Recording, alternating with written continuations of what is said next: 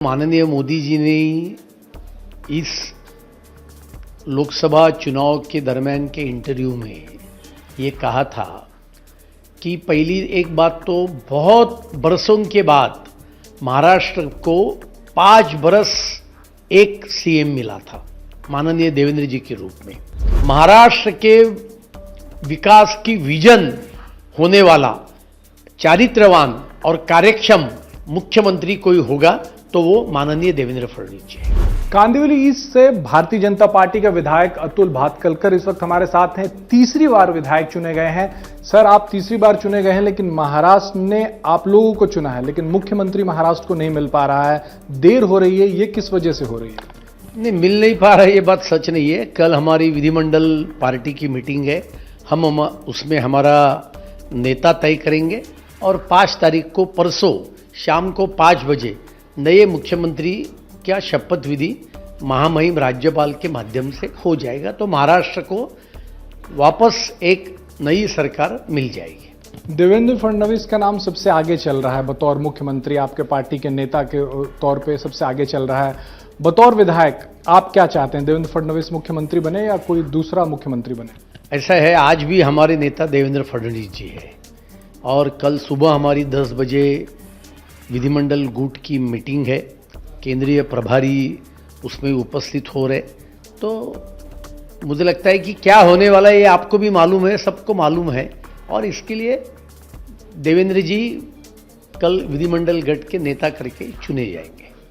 5 साल इसके पहले वो मुख्यमंत्री भी रहे, उस कार्यकाल को आप कैसे देखते हैं? उस दौरान कौन कौन से बड़े फैसले लिए गए जिससे आपको लगता है कि देवेंद्र फडणवीस का जो हक है इस पद के लिए वो सबसे ज्यादा मजबूत है? देखो, माननीय मोदी जी ने इस लोकसभा चुनाव के दरमियान के इंटरव्यू में ये कहा था कि पहली एक बात तो बहुत बरसों के बाद महाराष्ट्र को 5 बरस एक सीएम मिला था माननीय देवेंद्र जी के रूप में।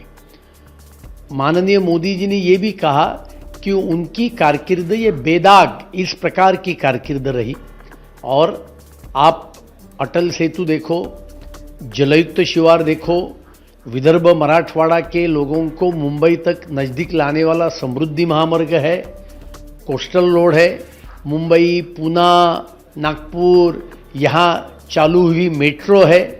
ये सभी काम ये किसी की देन होगी तो वो माननीय देवेंद्र फडणवीस जी के कार्यक्षमता और प्रामाणिकता की ये देन थी। उनके पास महाराष्ट्र को सुजलाम सुफलाम करने का एक जबरदस्त विजन उनके पास है, और इसके लिए उन्होंने मराठवाड़ा जो इलाका है, जो अकाल प्रोन इस प्रकार का इलाका है, वहाँ इजराइल गवर्नमेंट के मदद से मराठवाड़ा वाटर ग्रिड की योजना ये उन्होंने चालू करने का काम किया था। पानी फाउंडेशन हो, नाना पाटेकर जी हो, इन सभी के साथ जलयुक्त शिवार के साथ साथ अलग अलग गांव में छोटे पैमाने पे लेकिन बहुत महत्वपूर्ण इस प्रकार के पानी को लेकर काम उनके माध्यम से हुआ था।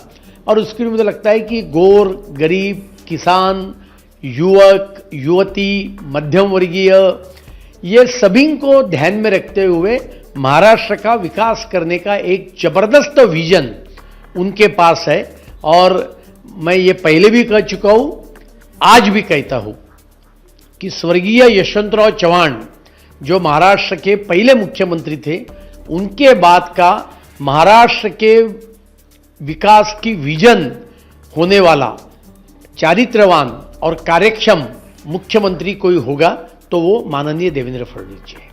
विकास की बात आपने की, लेकिन ये जो सरकार रहेगी महायुति की सरकार है और महाराष्ट्र बड़ा राज्य है और अलग अलग रीजन्स में ये डिवाइडेड है, तो ऐसे में आपको क्या लगता है, क्या देवेंद्र फडणवीस जैसा सशक्त चेहरा जो है उसे मुख्यमंत्री बनना चाहिए और इस महायुति की सरकार को आगे लेके जा पाएंगे वो? ऐसा है, भारतीय जनता पार्टी का मुख्यमंत्री होने वाला है, ये तो ऑलरेडी तय हुआ है, और इसके लिए देवेंद्र फडणवीस जी ने अपने 5 बरस के कार्यकाल में या अभी के 2.5 बरस के उप मुख्यमंत्री पद के कार्यकाल में उन्होंने महाराष्ट्र को सभी दिशा में आगे लेके जाने का बहुत बड़ा काम किया है।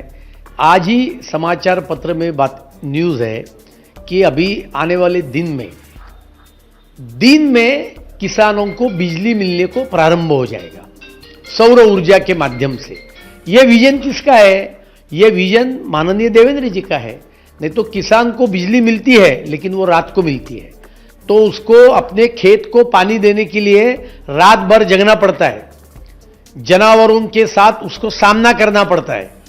और इसके लिए अभी दिन में 12 घंटा किसानों को पानी देने का काम प्रत्यक्ष रूप में आया है, वो सिर्फ और सिर्फ माननीय देवेंद्र जी के करना है। मतलब कल औपचारिकताएं सिर्फ बाकी हैं, देवेंद्र फडणवीस का चुना जाना तय है। औपचारिकता ये शब्द आपका है, लेकिन मैं इतना ही कहूंगा, हमारी विधिमंडल गुट की कल बैठक है, केंद्रीय निरीक्षक उसमें आ रहे, हम हमारा नेता तय करने वाले। आखिरी सवाल ये सर, आप अंधेरी कांदिवली से तीसरी बार विधायक चुने गए हैं।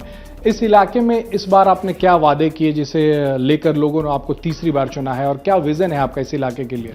लोगों ने सिर्फ मेरे को तीसरी बार नहीं चुना, तो तीसरी बार और ज्यादा मार्जिन से 83,593 इतने बड़े मार्जिन से लोगों ने मेरे को जिताया। कांग्रेस हो, मनसे हो, बाकी के बहुजन समाज पार्टी हो, ये सभी पार्टियों को मिलकर जितने वोट है उससे तो ज़्यादा मेरा मार्जिन है, क्योंकि लोगों के बीच में मैं हमेशा रहा, अलग अलग विकास काम किए। आने वाले दिन में बाणडोंगरी का डीपी रोड है वो मैं पूरा करूंगा, लोखंडवाला का डीपी रोड खुलवा के रहूंगा, मालाड हाईवे को लग के जो डीपी रोड है वो भी खुलवा के रहूंगा, बाकी इंटरनल अलग अलग डीपी रोड है वो खुलवाने का काम करूंगा।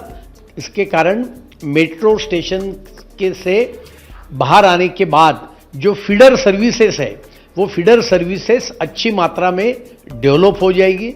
साथ में ठाकुर कॉम्प्लेक्स में 12,000 स्क्वायर मीटर का आरजी प्लॉट है, वो मैं लोगों के सेवा में विकसित करके समर्पित करने का काम करूंगा।